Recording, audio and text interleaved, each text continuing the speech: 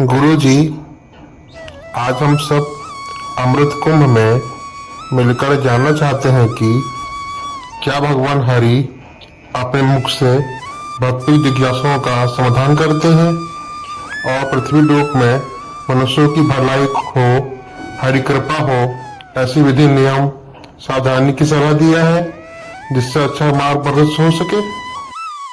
आज मैं आपको अमृत कुंभ में जिज्ञासा संबंधी विषय के बारे में बताऊंगा, जिसमें हरि ने मनुष्यों की भलाई के लिए समाधान बताया है, जिससे भक्तों का संशय दूर हो सके और वे जान सकें। एक भक्त ने भगवान से कुछ जिज्ञासाओं को हरि से पूछा था। हे नाथ, मैं तो संपूर्णता हीन हूँ। मुझे दीन जानकर आपने मेरे ऊपर दया किया है। मैंने तो कोई ऐसा काम नहीं किया है जिसके बल पर आपके दर्शन हो सके, किंतु आपने मुझे दीन जानकर दर्शन दिए हैं। भगवान के आ जाने पर भक्त भगवान से वार्तालाप करता है। प्रभु, आप प्रकट होने में इतना विलंब क्यों करते हैं? इतना तरसाते क्यों हैं?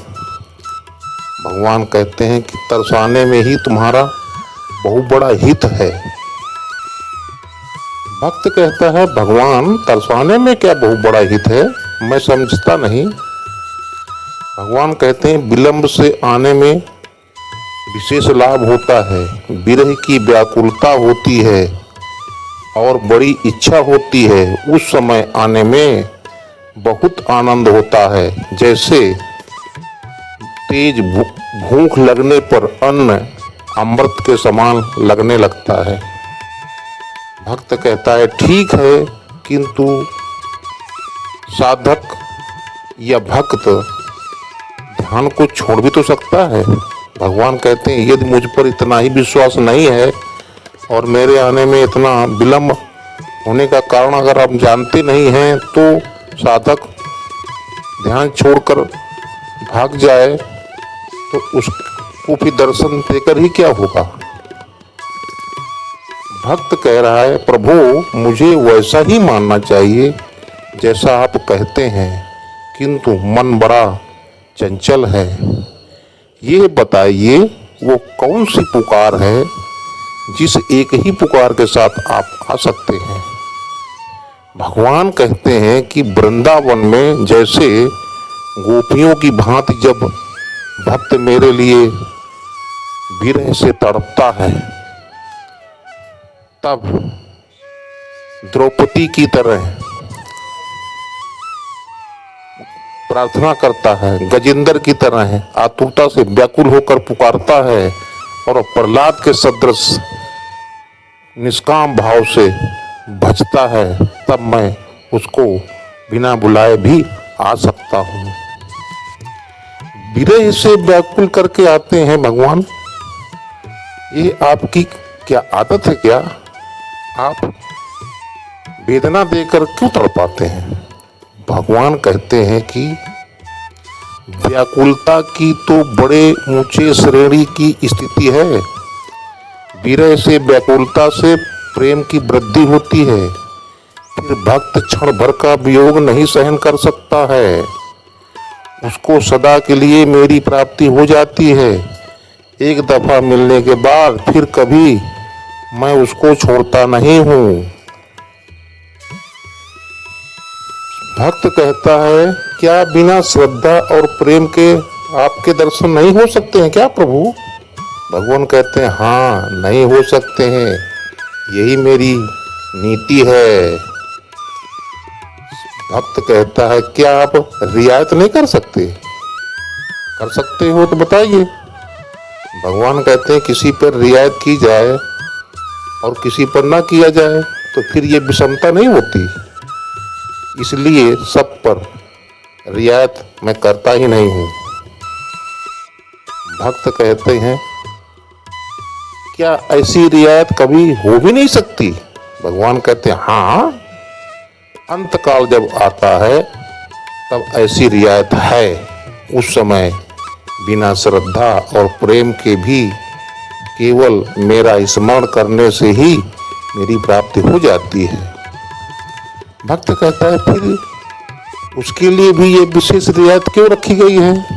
भगवान कहते हैं उसका जीवन समाप्त हो रहा है, सदा के वास्ते वह इस मनुष्य के शरीर को त्याग कर जा रहा है, इसलिए उसके वास्ते ये खास रियायत रखी गई है।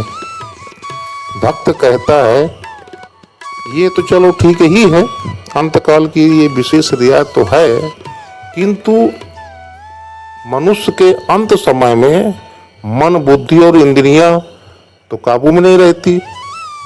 उस समय आपका स्मरण कैसे होगा? भगवान कहते हैं इसके लिए हरदम मेरा स्मरण करने का अभ्यास पहले से ही करना चाहिए। जो ऐसा अभ्यास करता रहेगा उसको मेरी स्मृति याद अवश्य होगी। भक्त कहता है ये मैंने सुनी है और पढ़ी हुई है और समझता भी हूँ, किंतु उस समय ये युक्ति मुझे याद नहीं रहती। भगवान कहते हैं आसक्ति के कारण ये तुम्हारी बुरी आदत पड़ी हुई है, तथा आसक्ति का नाश और आदत सुधारने के लिए महापुरुषों का संग तथा नाम जप का अभ्यास करना चाहिए। भक्त कहता है प्रभु क्या भजन और सत्संग कोशिश से होते हैं? हो सकते हैं। सुना है कि सत्संग पूर्व कर्म के अनुसार होते हैं। भगवान कहते हैं मेरा और सत्पुरुषों का आश्रय लेकर भजन की जो कोशिश होती है वो अवश्य ही सफल होती है। इसमें कुसंग, आसक्ति और संचित बाधा तो डालते हैं, किंतु इसके तीव्र अभ्यास से सब बाधाओं का नाश हो जाता है। भक्त कहते हैं प्रभु बहुत से लोग सत्संग करने की कोशिश करते हैं, पर जब सत्संग नहीं मिलता तो भाग्य की निंदा करने लग जाते हैं। भगवान कहते हैं ठीक है, किंतु उसमें धोखा हो सकता है, साधन में ढीलापन आ जाता है। जितना प्रयत्न करना चाहिए उतना करने पर यदि सत्संग ना हो तो ऐसा माना जा सकता है, परंतु इस विषय में मैं प्रारब्ध की निंदा न करके अपने में श्रद्धा और प्रेम की जो कमी है उसी की निंदा करनी चाहिए, क्योंकि श्रद्धा और प्रेम से नया प्रारब्ध बनकर भी परम कल्याण कारक सत्संग मिल सकता है। भक्त कहता है प्रभु आप सत्संग की इतनी महिमा क्यों करते हैं? भगवान कहते बिना सत्संग के ना तो भजन, ना तो ध्यान, ना ही सेवा का साधन ही होता है, और ना मुझ में उसकी अनन्य प्रेम ही हो सकती है। फिर इसके बिना मेरी प्राप्ति होनी कठिनाई है। इसी से मैं सत्संग की इतनी महिमा करता हूँ। भक्त कहता है प्रभु बतलाइए आपकी सत्संग के लिए क्या उपाय करना चाहिए? भगवान कहते हैं पहले मैं इसका उपाय बता ला चुका हूँ कि श्रद्धा और प्रेम पूर्वक सत्संग के लिए कोशिश करने पर मेरी कृपा से सत्संग मिल जाता है। भक्त कहता है आज से मैं आपकी दया पर भरोसा रखकर कोशिश करूंगा, जिससे वो मुझे कठिन भी मालूम न पड़े। तो भगवान कहते हैं कि भजन ध्यान से सब पापों का नाश होता है, वो ये सत्य है, किंतु इसमें कोई विश्वास करे तब ना।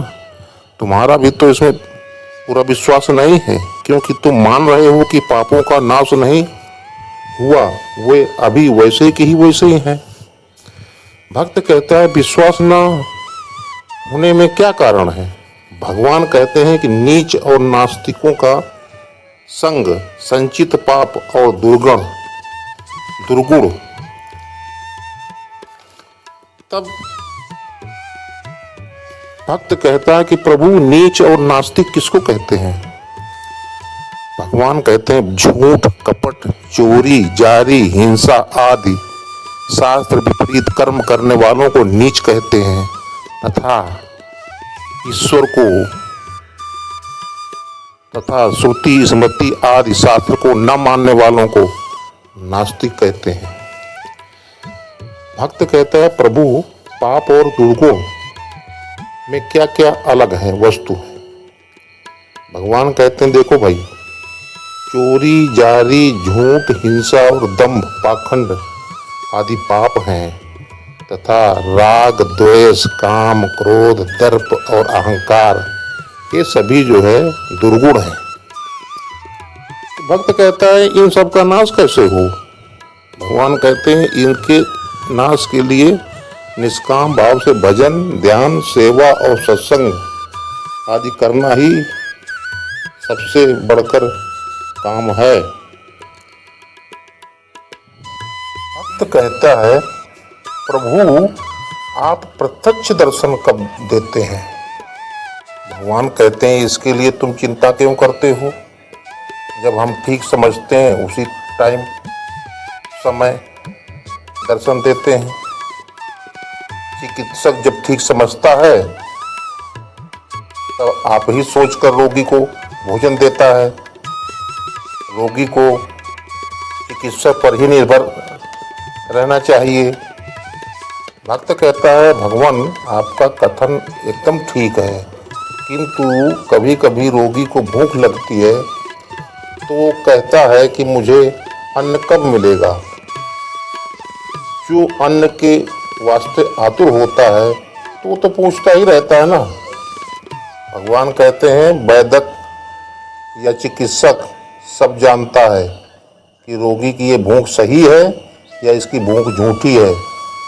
भूख देखकर भी यदि वैद्य या चिकित्सक रोगी को अन्न नहीं देता तो उस न देने में भी रोगी का ही हित ही है। भक्त कहता है, भगवान ठीक कह रहे हैं, आपके दर्शन न देने में क्या हित है, ये मैं नहीं समझ पाता हूँ। मुझे तो दर्शन देने में ही हित दिखता। रोटी से तो नुकसान भी हो सकता है, किंतु आपके दर्शन से कभी नुकसान नहीं हो सकता, परम लाभ ही होता है। इसलिए आपका मिलना रोटी के सदस्य तो भगवान नहीं है। भगवान कहते हैं, चिकित्सक को या वैद्य को जब जिस चीज के देने से सुधार होना मालूम पड़ता है तभी वो समय पर रोगी को भोजन देता है। इसमें तो रोगी को वैद्य पर ही या चिकित्सक पर ही निर्भर रहना चाहिए।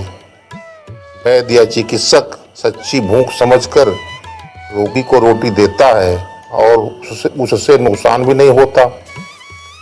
जबकि मेरा मिलना परम लाभदायक है, किंतु मुझमें पूर्ण प्रेम और श्रद्धा पूर्व रूप सच्ची भूख के बिना मेरा दर्शन हो ही नहीं सकता।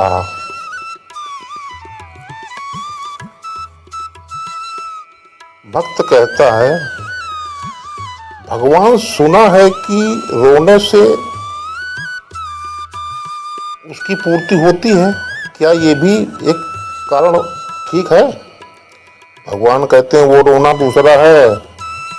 भक्त कहता है, भगवान वो दूसरा और रोना कैसा है। भगवान कहते हैं, वो रोना हृदय से होता है, जैसे कोई आर्त दुखी आदमी दुख निवृत्ति के लिए सच्चे हृदय से रोता है। भक्त कहता है, ठीक है, चाहता तो वैसा मैं भी हूँ, किंतु सब समय रोना आता नहीं है। भगवान कहते हैं, इससे ये निश्चित होता है कि बुद्धि के विचार द्वारा तो तुम रोना चाहते हो, किंतु तुम्हारा मन नहीं चाहता है। भक्त कहता है, प्रभु कोई तो ये भी कहता है कि प्रभु के प्रत्यक्ष दर्शन ज्ञान चक्षु से ही होते हैं, चरम चक्षु से नहीं, तो इसमें क्या बात है। भगवान कहते हैं, उनका कहना ठीक नहीं है। भक्त जिस प्रकार मेरा दर्शन चाहता है उसको मैं उसी प्रकार दर्शन दे सकता हूँ। भक्त कहता है, भगवान जब आप प्रत्यक्ष अवतार लेते हैं तब तो सबको समान भाव से दिखते होंगे। भगवान कहते हैं अवतार के समय भी जिसकी जैसी भावना रहती है मैं उसी प्रकार उसको देखता हूँ। भक्त कहता है, कितने ही कहते हैं भगवान की भगवान तो सर्वव्यापी हैं, फिर वे एक जगह पे कैसे प्रकट हो सकते हैं? ऐसा होने पर क्या आपके सर्वव्यापीपन में कोई शक नहीं होता? भगवान कहते हैं नहीं, जैसे अग्नि सारी जगह व्यापक रूप में है, कोई अग्नि के इच्छुक अग्नि को साधन द्वारा किसी एक जगह में या एक साथ अनेक जगह में प्रज्वलित करते हैं तो वे अग्निदेव सब जगह में मौजूद रहते हुए ही अपनी सर्वशक्ति को लेकर एक जगह में या अनेक जगह में प्रकट होते हैं। और मैं तो अग्नि से भी बढ़कर व्याप्त और अपरिमित शक्तिशाली हूँ, फिर मुझ सर्वव्यापी के लिए सब जगह स्थित रहते हुए ही एक साथ एक या अनेक जगह सर्वशक्ति से प्रकट होने में क्या आश्चर्य है।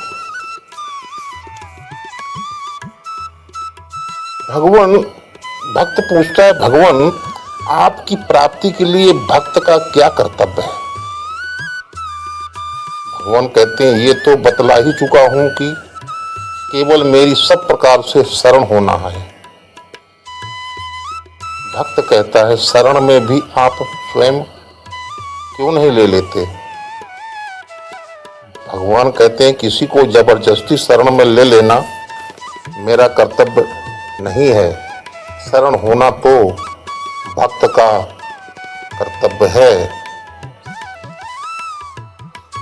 भक्त कहता है, जो आपकी प्राप्ति के लिए सब प्रकार से आपकी शरण होना चाहता है उसके साधन में रिद्धि सिद्धि देवता आदि विघ्न डाल सकते हैं या नहीं? भगवान कहते हैं, कोई भी विघ्न नहीं डाल सकता है। भक्त कहता है, सुना है कि वैराग्य होने से भी भगवान राग द्वेष आदि दोषों का नाश हो जाता है और उससे भजन ध्यान करने में साधन का भी अच्छा होता है। भगवान कहते हैं, ठीक है, वैराग्य से भजन ध्यान का साधन बढ़ता है, किंतु अंतःकरण शुद्ध हुए बिना दृढ़ वैराग्य भी तो नहीं होता है। यदि कहो कि शरीर और शारीरिक भोगों में दुख और दोष बुद्धि करने से भी वैराग हो सकता है तो ठीक ही है, पर ये वृत्ति भी उपर्युक्त साधनों से ही होती है। अतएव भजन ध्यान सेवा और सत्संग मनुष्य को प्राण पर्यंत जीवन भर चेष्टा करनी चाहिए। धन्यवाद।